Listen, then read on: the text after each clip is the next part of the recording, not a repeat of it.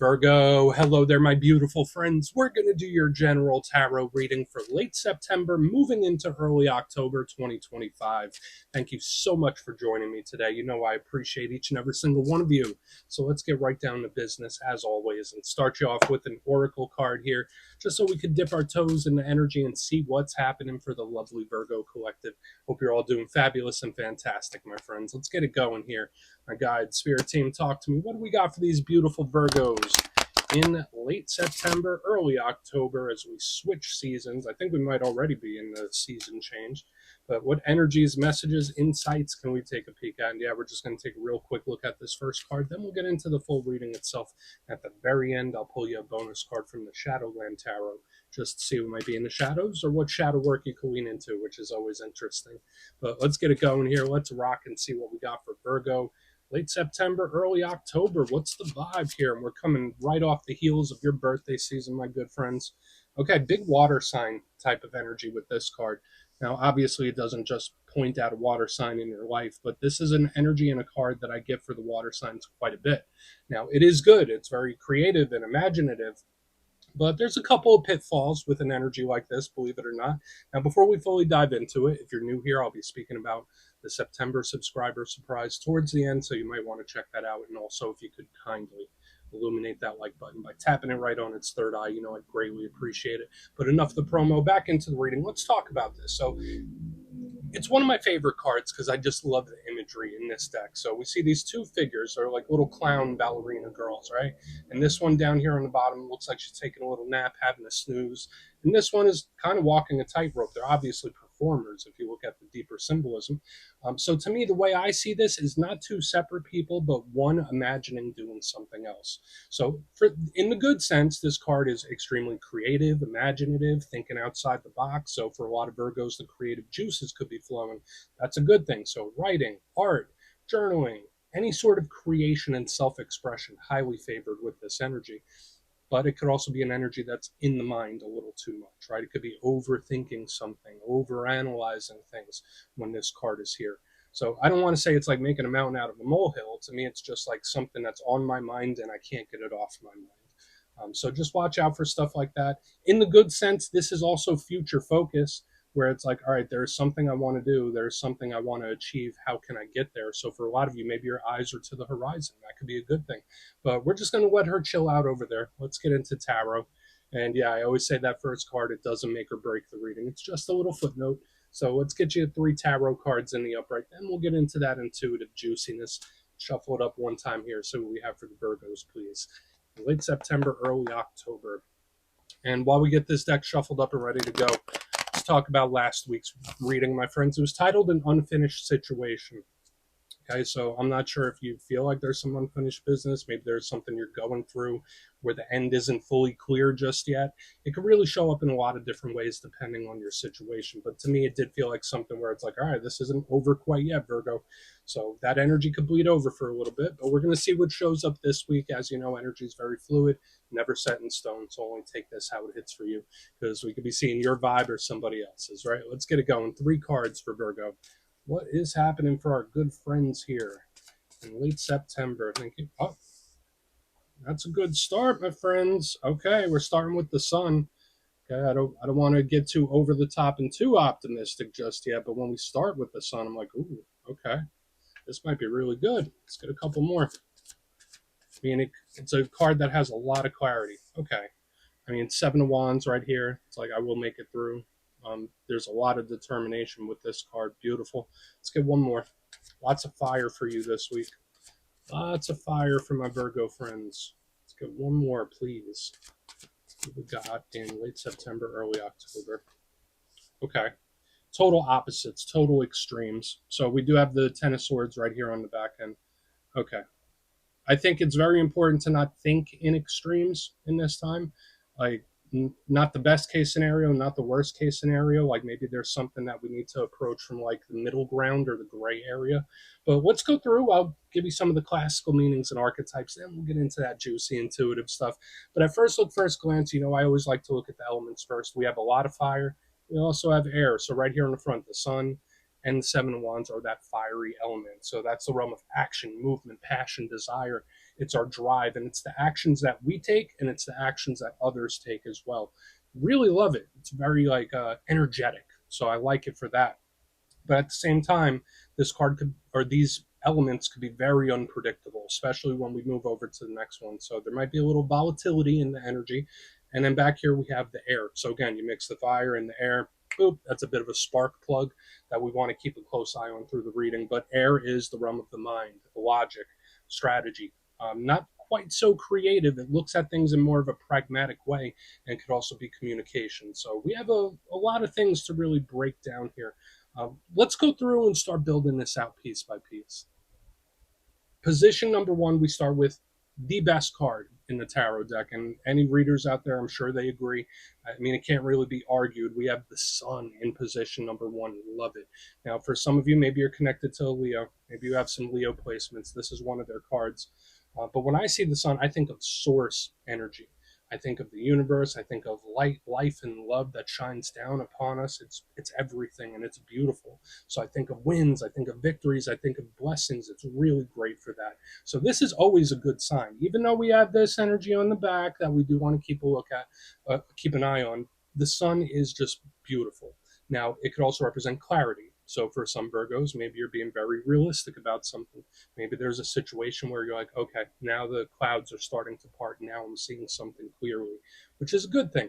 The only downside to the sun, and yes, even the most positive card in the deck can have a flip side, it's a very intense energy. Yes, it can represent revelations, aha moments, eureka moments, but remember, nothing can hide under the rays of the sun. Sometimes the truth is a little bit harsh.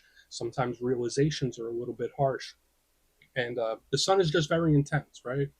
You could get sunburn when this card is out in the mix. So we want to keep a very close eye on it. Now, I don't want to say that the energy seems to degrade, because we go from a very, very positive, joyous, upbeat type of energy here in the front. Then it gets a little tense, right? Then we get to the middle where we have the Seven of Wands. Now, the good thing about this card is that it is determined. It's like, I will get there. I will get through this one way or another. I can't stop, won't stop. There is no quit in the Seven of Wands. And that's something I really respect about this card. It's a lot of passion, a lot of drive. So if you've been a little down energetically, this is a good sign, especially right next to the sun. But the downside to this card, sometimes it can feel trapped. Sometimes it can feel cornered. Sometimes it's like one problem after another, or one situation after another. Because notice this person's like fending people off, where it's like, oh, it's me against the world, or it's always something. So it's odd how the energy seems to shift. Now, I do think this can also represent that neutral ground, that middle ground I was talking about a little earlier. Because especially with these extreme ends, and we'll talk about it more when we get to the Ten of Swords, this middle ground isn't the best, but it's not the worst. It's kind of like that middle path. So maybe there is a situation where there's multiple ways you could go. And I'm already leaning towards this middle path. Now, on the back end, um, as I've already mentioned multiple times, we have the Ten of Swords. Now, for a lot of readers out there and people that know tarot, this is probably the most difficult card. So it's odd it's odd that we have a dynamic such as this in the main part of the reading, where we have the best, most positive card and then the roughest one. Now, the Ten of Swords is on a spectrum. It's not always worst case scenario, the sky is falling. It's a card of pain, right? So whether it's just feeling a little down, feeling a little gloomy, feeling a little upset, but it could also be anything up to like heartbroken, feeling betrayed. It's an energy that could represent loss as well. So it's something that I would say is most definitely a warning already. But the sun seems to balance it out, where it's like you win some, you lose some, or there's just something about needing to take the middle ground. And yeah, the Ten of Swords can represent endings. So for some of you, maybe there's some chapters that are closing out. And I'm not always going to go worst case scenario with this card. And it could be somebody else. Remember, it doesn't have to be you. But it is not all peaches and cream, my good friends. So I want to dive deeper on all of it. Let's do it. Let's jump in and clarify. Okay, let's get a good shuffle here for you. What do we got for my Virgo friends? And yes, this is where I go intuitive with the message, which means I just tell you how it feels to me. So feel free to do further research or rely on your base knowledge of tarot, because as you know, every single reading is about the reader's interpretation, and I'm just giving you mine. Let's go in on the sun. Oh, and yes, if you're a reader yourself, please feel free to play along. That's why the box is here. If you're feeling any messages you want to give to Virgo, you could drop it in the comments. I don't mind at all. Okay, let's get the sun. Why is it here, please? Why is the sun in the mix? Okay. I mean, the way the energy starts, it just feels really great. We have the Queen of Wands in position number one. It's like look good, feel good, confident. It's like, yeah, I'm feeling great about this. For some of you, again, if you've been down, if you've been experiencing some Ten of Swords, this is like a burst of improvement where it's like I'm walking on sunshine. So I love this. I don't want to slap a big label on it just yet because we want to see how the rest of the reading is going to go, especially with the dynamic we see, but it's optimistic, it's lively, it's upbeat, it's a really great energy here in the front. Now let's talk about the Queen of Wands. Again, if you're not connected to a fire sign, the Queen of Wands represents the internal aspect of the suit. So again, the fiery. Now this can connect to aesthetics, so maybe for some Virgos, there's something you're changing about your look or how you present yourself to the world. That's a little message for some of you, but she is a card of confidence and beauty. So underneath the sun, of course, this could be a massive win or victory of some sort, but I still have to take pause because of what we see on the back end there. So great energy here. So worst case scenario, you might just have a mixed bag where something goes really great, better than expected, and then maybe something else is being a pain, or something is like way, just like beyond expectation, far, but this one like fails. So it's like this odd duality that we have going on. Let's keep moving. So again, we got the win. We got really great, good feeling energy, or that's at least how it's starting. Let's go in on the Seven of Wands. Let's see what that's about. Hopefully, it's not like a slow degradation of the energy. And we do have to keep in mind still tons of fire. We got the air. I'm not seeing too much water or earth calming it down. So, why is the Seven of Wands here? Why is it here, please? Yep. Okay, double sevens. So we do have a little bit of earth to ground it down slightly. It's just like the energy is off balance. Okay, so whether this is a situation where it's like, all right, this could go either way. To me, it feels like I'm taking a risk or I'm gambling, if that makes sense. Where it's like, all right, you could risk it for the biscuit or you could just do nothing.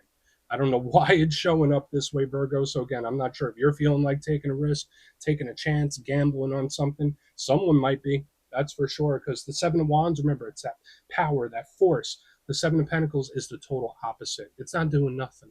So it's like we have the tale of two extremes in this week's reading where it's like really great, really rough. A lot of effort, zero effort. There's not a lot of middle ground. So again, whatever it is you might be dealing with, whether it's health, whether it's work, whether it's personal relationships, romance, there's just something about the neutral energy being the optimal right now, where it's like, all right, just try to take the middle path, try your best.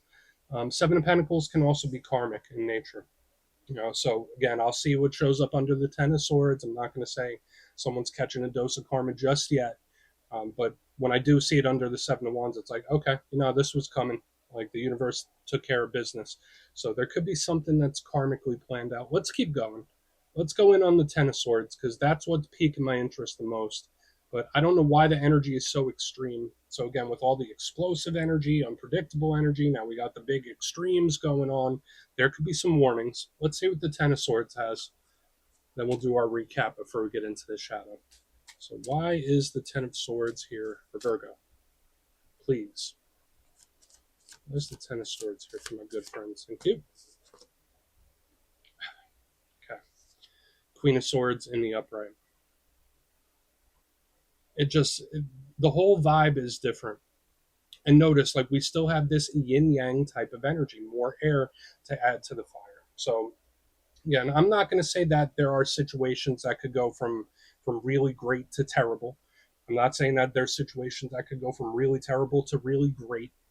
But there is something here about a situation or the energy in general taking really big dynamic swings. Okay, now the Queen of Swords is different than the Queen of Wands, right? She's serious, stern, about her business. She is not messing around. So, unless you're connected to an air sign, Gemini, Libra, Aquarius, she is just very stern and very serious. And with the Ten of Swords, whereas this was like all warm and fuzzy and bursting with life, this energy here on the back end is cold, it's serious, it's detached.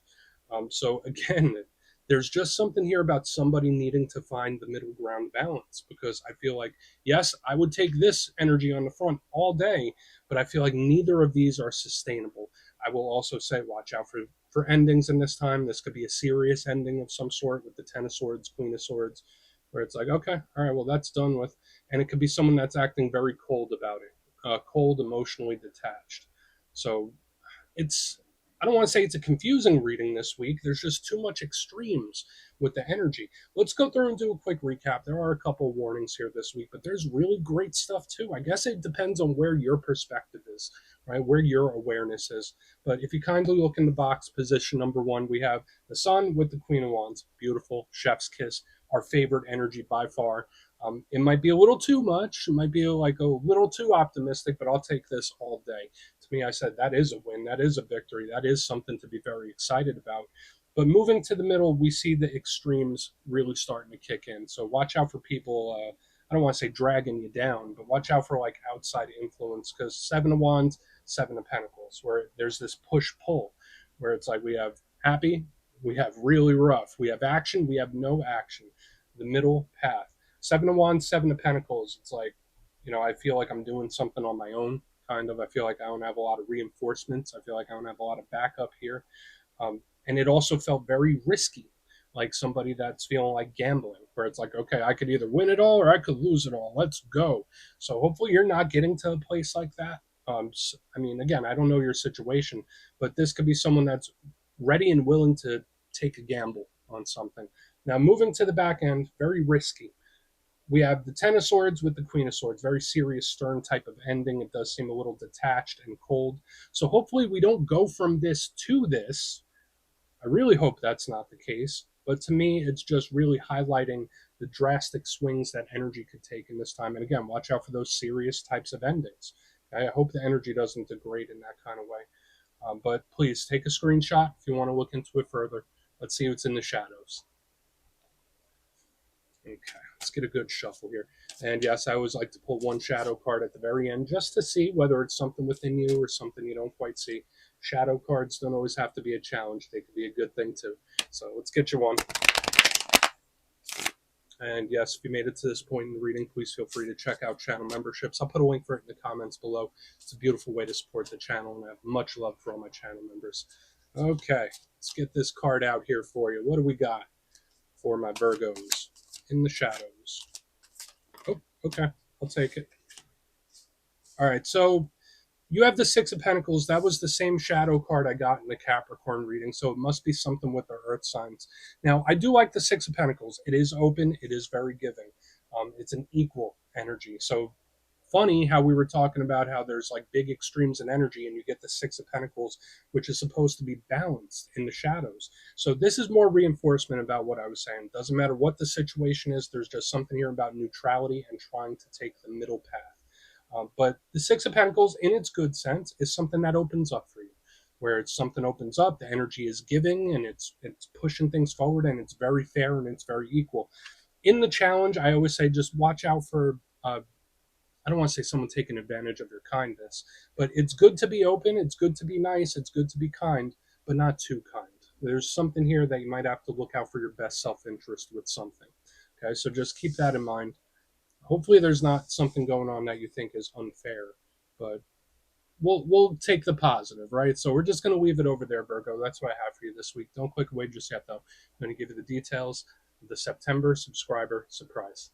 If you would like further insight on your situation, you could book a personal reading with me at my website, mastermetaphysics.com. The September calendar is already live, so we could have ourselves a little chat. But for the September subscriber surprise, giving away 3 copies of one of my favorite decks ever, the Everyday Witches Tarot. It's great for beginners and experienced readers. So if you'd like to get your name in for this, it's 2 simple things. As always, my friends, first, you must be subscribed. And second, let me know down in the comments, out of all the zodiac signs, which ones do you get along best with? You'll be entered to win, and at the end of the month, the winners will be announced in my community tab. As usual, my friends, much love, and I'll see you soon.